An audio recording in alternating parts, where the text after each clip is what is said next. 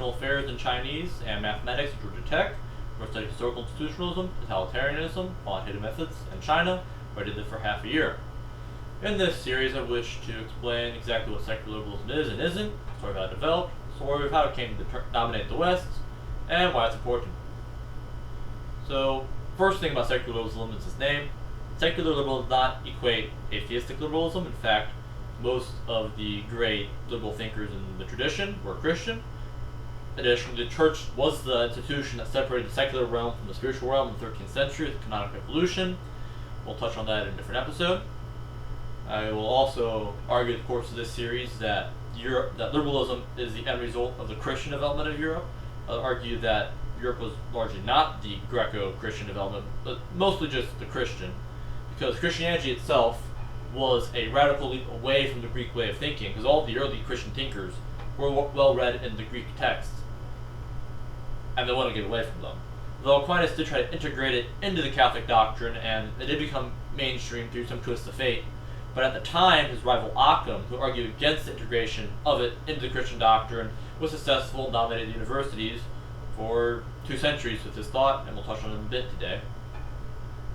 Because liberalism is not really a unified theory, we're going to touch on it in bits and pieces, and then try to converge into a somewhat unified theory of understanding what secularism actually is. So to start, we'll start with epistemology, because foundation of knowledge, great place to start. I will argue in the course of this series that empiricism is inseparable from liberalism. That means you cannot have liberal ideas, thoughts, freedoms, etc. without empiricism. As a Westerner, we're already kind of ingrained in the empirical way of thought, but I also see there have been many modern fallacies of empirical thinking that reverts back to what I'll call the rationalist way of thinking. So I'll first touch on the traditional way of understanding empiricism and rationalism, then move on to what I think is the more proper way of understanding the two, which is much more, that raises empiricism up and puts rationalism quite low. So, traditionally with epistemology is the study of what knowledge is. You ask the problem of criterion. Either you have the criterion for knowledge, in which case you can sort data as either true or false, knowledge or not, or you have some bits of knowledge, and from that bits of knowledge you can derive criteria. The empiricist answer to this is that knowledge is that which we get through our sense perceptions, such as sight, hearing, etc. While rationality would say it is that which we can rationally think through, which is a confusing proposition that I'm going to try to tear into a little bit today. But then history is that neither philosophy was really that good, so we had to move on to stuff like idealism, which eventually turned into transcendental idealism with Kant. We'll also argue is still just a rationalist at the end of the day. And then from there we have some more weird theories like postmodernism branches off. But traditional history of that duality, rationalism and empiricism, ends with Kant. So, what exactly is rationalism? Well, I'm going to argue that when trying to solve epistemology, in addition to solving the problem criterion, it can also be viewed as what we call in mathematics the inverse probability problem. That is that we have data. We want to understand the mechanism that made the data, or the data generating process. It's known as posteriori in Bayes' theorem and also Fisher. We're going to touch on all the different schools of statistics in a different episode, because statistics is essentially just empiricism, how it actually works. There's different schools within empiricism. We're going to touch on those at some point. But I'm going to argue the rationalistic way of doing this, I'm going to show you different examples of this, is that the rationalists assumes how the universe or something ought to be, given a priori assumptions. A priori essentially means they assume stuff, like it certainly just seems so obvious to them that it must be true. It's knowledge that's untouched by the Doherty posteriori, which we'll get to when we get to Kant in a second. But essentially, by assuming the way the data generating process ought to be, they then interpret all future data through that lens. So, for example, the Greeks had a structure viewing the world that everything is hierarchical. So, nature is hierarchical, the universe is hierarchical, all social relations were hierarchical. Rationality itself was a hierarchical structure. And these all tied together in the same logical coherence, miscoherence. So the aristocrats were naturally born with rationality. Rationality is that which makes you ethical. You're ethical based off your rationality. You're also rational based off your social standing. The aristocrats were rational beings. Everything they did were rational, while those lower beings were not rational. They're not that moral. In Plato, this plays out in people like in the Republic, the myth of the gold, silver, bronze, steel, for the lowest one's called. The idea is that the gold people are these people born with rationality, naturally infused with this morality to lead the state into the new future and to lead all these dirty people. Aristotle is much more bold about his claims. He starts by saying, well, given that the universe is inherently hierarchical, everything in the universe must have its natural place, its natural purpose. He calls this the telos. He says like the acorn's telos is to grow to an oak tree. And he says the human telos, logically speaking, given all his a priori assumptions and how he interprets the universe, is that our telos is that which differentiates us from the animals. And that which differentiates us from the animals is our rationality, so he says that it doesn't really explain where he gets that derivation from, but it seems obvious to him, so I guess we'll go along with it. And because rationality is our meaning, our purpose, those that aren't rational are less than those that are rational. And those that are rational happen to be the aristocrats, because, why not? So he called those that lack rationality living tools, which is just a interesting euphemism for slavery. And he said that those living tools depend on their master's rationality for their telos, for those purpose. They're intertwined with them. Some more examples of this, assuming the models understand the data, would be Hobbes and Rousseau and their understanding of how humans were in the state of nature, as they call it. Hobbes' state of nature is that man is a lone animal, and that nature is nasty, rude, and shortest, and we're in a perpetual state of war. Then the Leviathan state comes in, and the Leviathan makes sure we're all not killing each other all the time. The problem with this is that Hobbes derived this idea from what he thought nature ought to be like, based off of his presuppositions / a priori knowledge, which turned out to be completely false, because animals originated from the ape, humans came from apes, which are already naturally social animals. So by the time we existed, we're already existing as social animals, so we never existed as a lone individual ever in evolutionary history. Rousseau made the same mistake. He thought nature was his paradise where we're all alone, and the first person to lay down a picket fence created totalitarianism, the state's totalitarian. And they're both just wrong in the opposite directions. Locke was a bit closer with his, and we'll touch on Locke in a future episode. And then we have Kant. So Kant, the idea of Kant is that he merged rationalism with empiricism by forming transcendental idealism, which we're not going to go into today. But the idea of transcendental idealism is backed up by the idea of a priori knowledge, which empiricism directly argue against and contradicts. So Kant thinks that we can use a faculty of a priori knowledge from somewhere within us to step away from all our posteriori knowledge. Posteriori knowledge is just our experience, we're born with, we've lived through, and step away from all of that to view the world through just logical realms of stuff that we knew before knowledge, before posteriori knowledge. Somehow we can differentiate that which was a priori and posteriori without ever knowing the criterion for it, but that's Kant. And then Nietzsche has a little satirical paragraph I want to read about that. I'll quote Nietzsche. Kant was proud of having discovered a new faculty in man, the faculty of synthetic judgment a priori.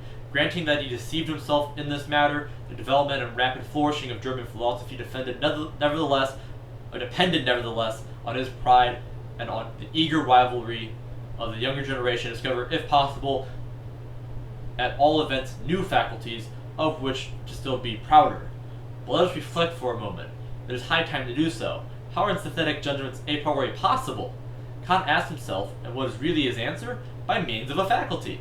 But unfortunately not in 5 words, but so substantially, imposingly, with such display of German profundity and verbal flourishes, that one altogether loses sight of the comical nazier allemand, I don't speak French, involved in such an answer.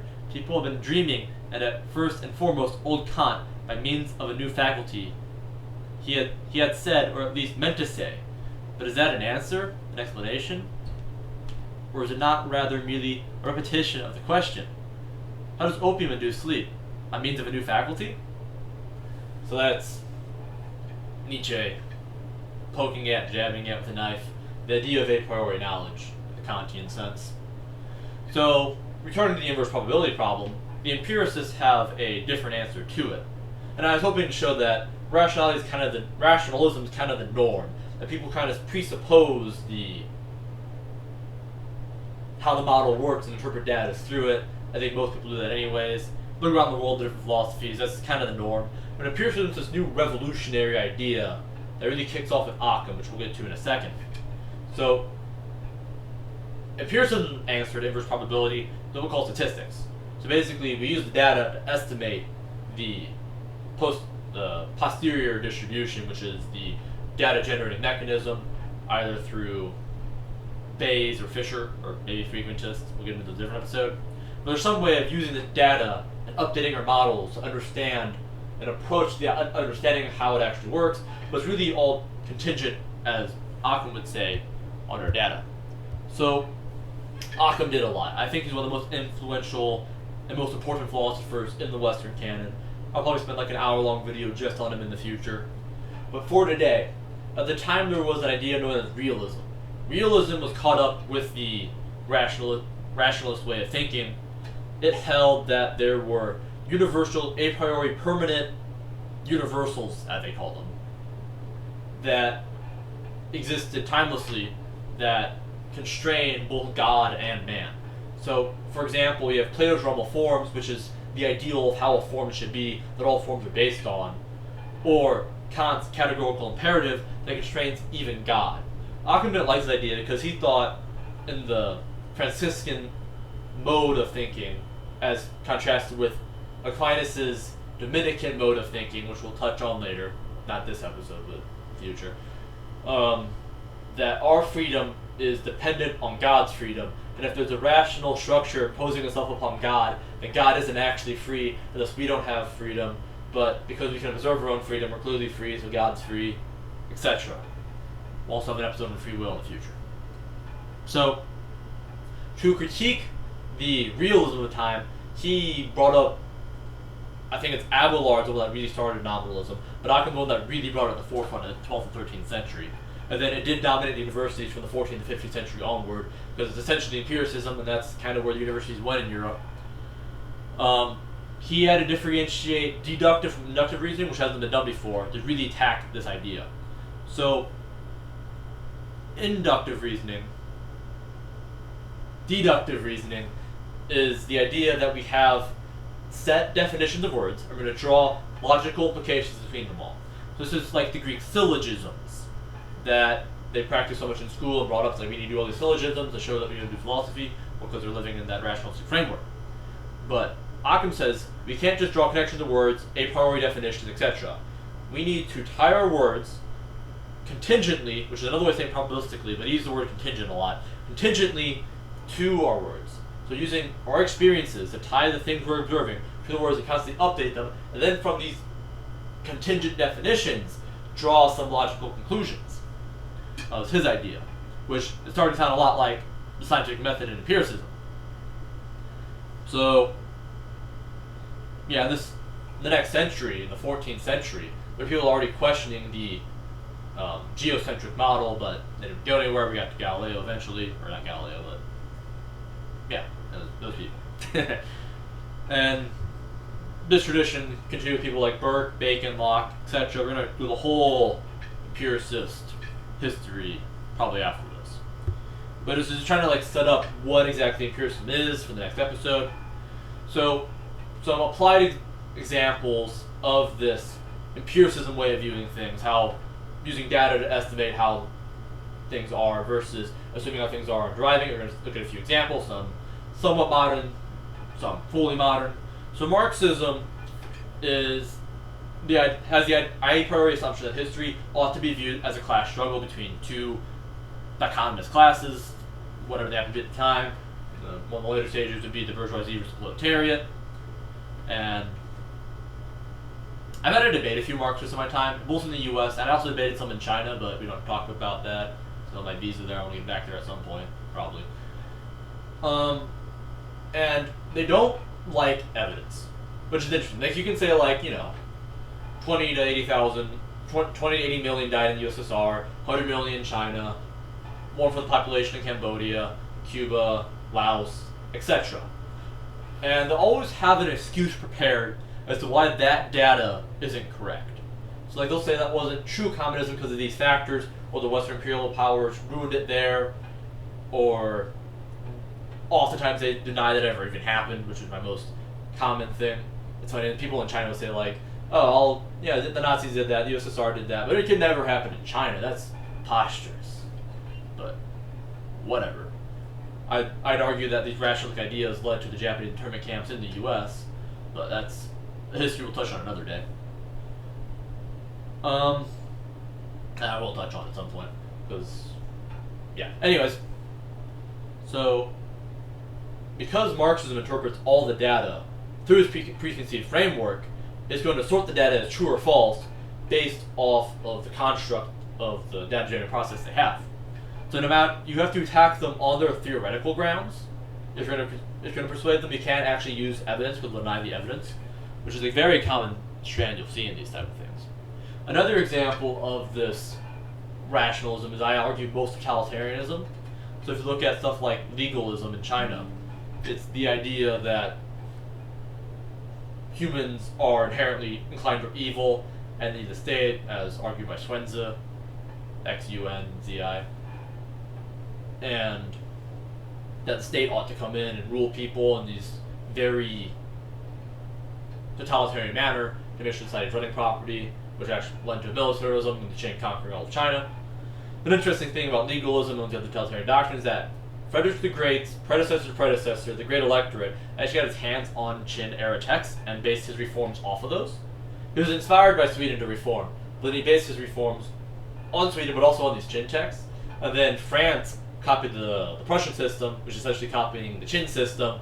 So the Napoleonic War, which I'll make multiple episodes on, maybe just one long one, we'll see, was essentially the British empirical tradition fighting the French legalist rationalistic tradition, which I find incredibly interesting.